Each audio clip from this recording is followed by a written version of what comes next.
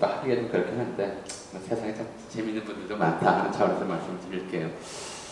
작년 얼마 전에 이제 정부에서 한강 관광 자원화 사업을 하겠다고 이제 발표를 한 적이 있었고요.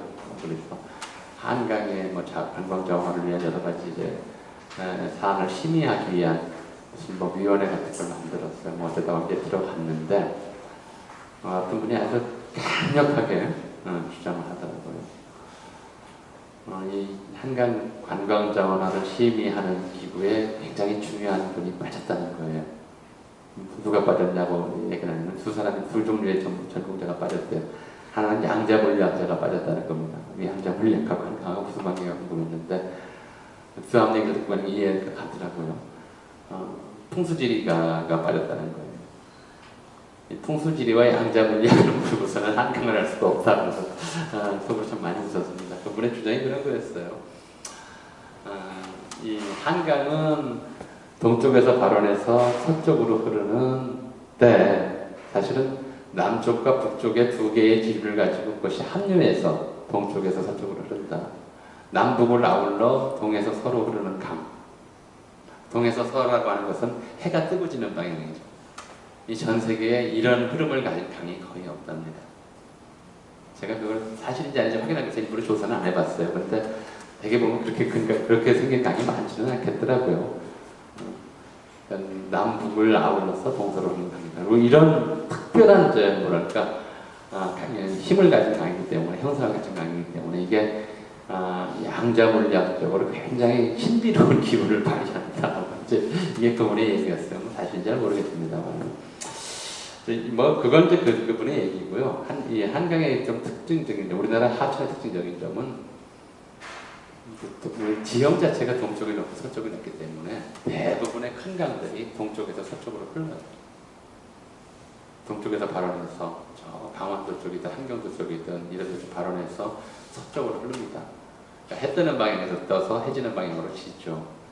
그건 뭐 기본인데 묘하게 이 한양 땅, 지금 조선왕조 도읍을 정한 한양 땅의 한가운데를 가로질렀던 지금 우리가 청계천이라고 부르는 하천은 그 흐름이 반대 방향이에요. 한양의 지세는 서쪽 인왕산 대각 사이가 높고 동쪽의 낙산 연세가 굉장히 낮습니다. 그래서 물이 거꾸로 흘러요. 한강하고 반대 방향으로. 청계천은 서쪽에서 동쪽으로 흐르다가 북에서 남으로 흐르는 중남천과 만나서 한강에 합류해서 방향을 동에서 서로 흐르는 쪽으로 틀어버리죠. 이 모양새가 거꾸로 돌죠. 서로 반대 방향으로 흐르는 물이 합류해서 합쳐지는 모습이 그 모양이 태극 모양과 같다. 그렇죠? 반대로 이렇게 돌아서 합쳐지는 모양이. 이걸 태극수라고 해요. 이런 지세를 갖췄기 때문에 여기가 명당이다라고 판단을 하는데 했던 것이죠. 실제로는. 이게 이제 굉장히 좋은 풍수적 요소를 갖췄다라고 하는데 그보다 더 중요하게 고려됐던 것이 풍수적 요소도 풍수적 요소지만 사실은 한강의 운하로서의 기능이었어요. 수리 조건이었습니다. 일단 말씀드리겠지만 그러니까 조운이라고 하는 이제 각 지역의 조세를 수도로 운송하는 제도가 먼저 중앙정부가 쓰면 각 지방에 조세를 징수해서 가지고 오는 게 일이죠. 고려시대건 신라시대가 다 있었어요. 근데 이게 중앙 권력이 안정되면 잘 이제 징수를 했고 불안하면 중앙 지방에서 다 떼먹고 토호나 호족들이 성장하고 이러는 거였잖아요. 고려 말에 이제 원나라가 침입해서 고려 조정이 강화도로 도망가 버리죠. 강화도에 강도시대가 열립니다. 몽고군이 쳐들어와도 이제 괜찮도록 육지를 버리고 섬으로 들어가 버린 거예요. 그 강도시대가 근 50년, 60년 지속이 됩니다. 그 강화도에 있는 고려 왕과 귀족들도 세금을 뜯어서 먹고 살아야 되잖아요. 그렇죠? 강화도에서 생산되는 것만으로도 그 사람들이 먹고 살 수가 없으니까. 그래서 간헐적으로 이용되던 한강수를 집중적으로 이용하기 시작합니다. 한강 하구로 쭉 나가면 바로 강화도랑 맞붙어요.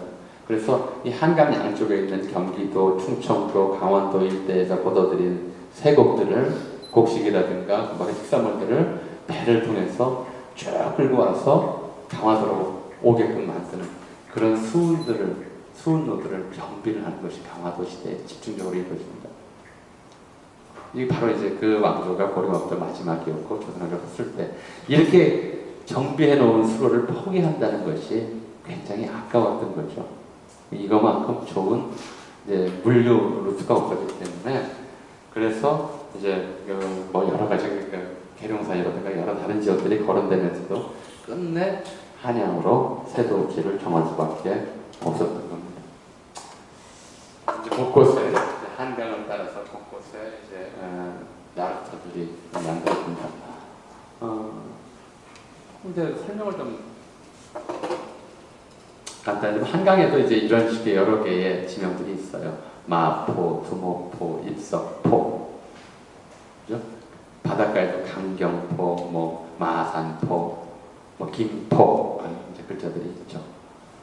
그리고 반면에 이제 강변은 특히 많은데 바닷가에 가끔 있습니다. 당진 같은 곳들이 있는가 하면 한강변에는 이제 용산진, 양화진, 동작진, 한강진, 노량진 이런 것들이 있죠. 이 차이가 뭐냐면 요거는 사람이 노를 들고 서 있는 모습이에요. 요거는 돛을 걸고 있는 모습이고요. 돛을 큰 데가 들 수 있는 곳을 포, 돛배는 못 들어가고 노젓는 작은 배가 들어가는 곳을 진, 보통 이렇게 썼습니다. 이제 이런 것들이 이제 한강변에 만들어지는데 그래서 여러 종류의 배가 다녔어요.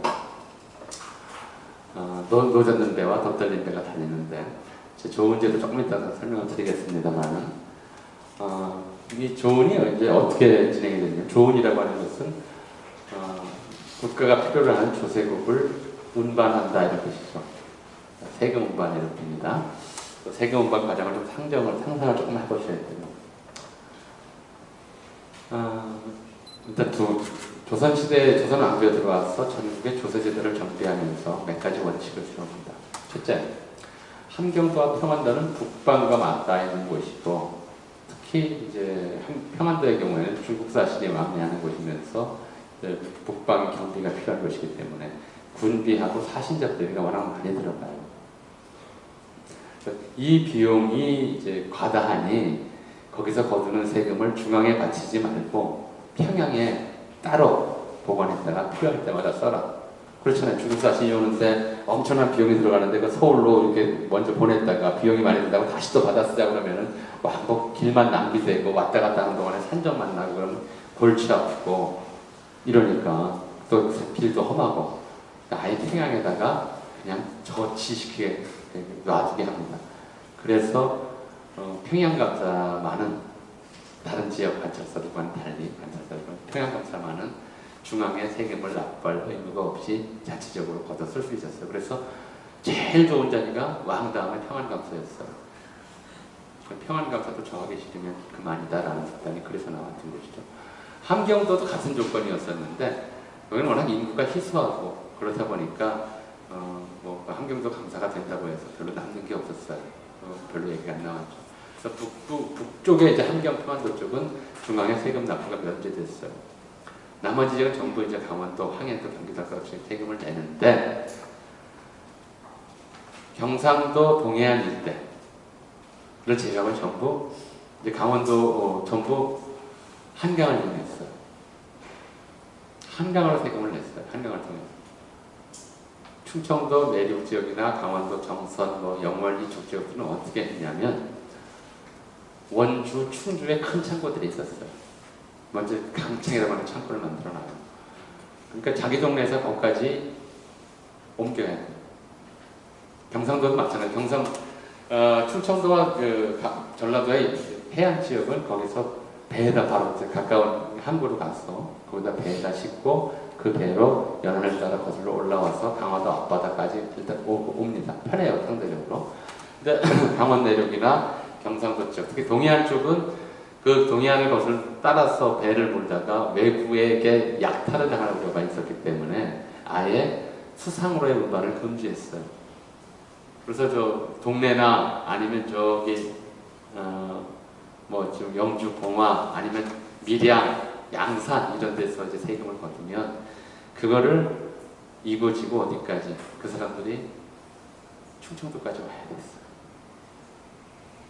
한 동네에서 한 군에서 배당된 세금이 쌀 300가마다 이렇게 치면 한 사람이 한 가마씩 치고 그죠? 자기 동네에서 충청도 춘추까지 길을 쓰고 걸어와야 돼요.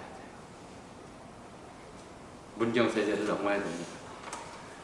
그리고 이제 충주 강장 앞에다가 내려놓는 거죠. 이게 눈물이 쏙 빠진 일이었어요. 굉장히 힘든 일이었습니다. 매년 그게 반복됐어요. 추수가 끝나고 나면. 자, 그렇게 해서 오면 그 원주라든가 충주에 있는 창고에다 먼저 내려놓고 이거를 배에다 싣고 그 배가 이제 물만 따라오면 되니까 편하게 와요.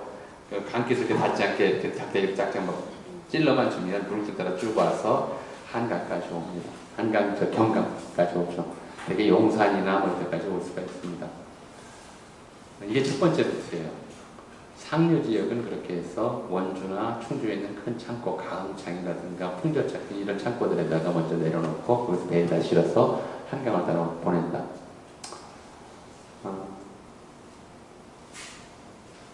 그런데 오는 건 그렇게 뭐 쌀 100가마, 200가마씩 찍고 배가 또 강을 타고 오는 건 쉬워요. 문제는 이 배가 여기서 그냥 한 번 오고 마는 거 아니잖아요. 다시 올라가야 돼요. 그죠?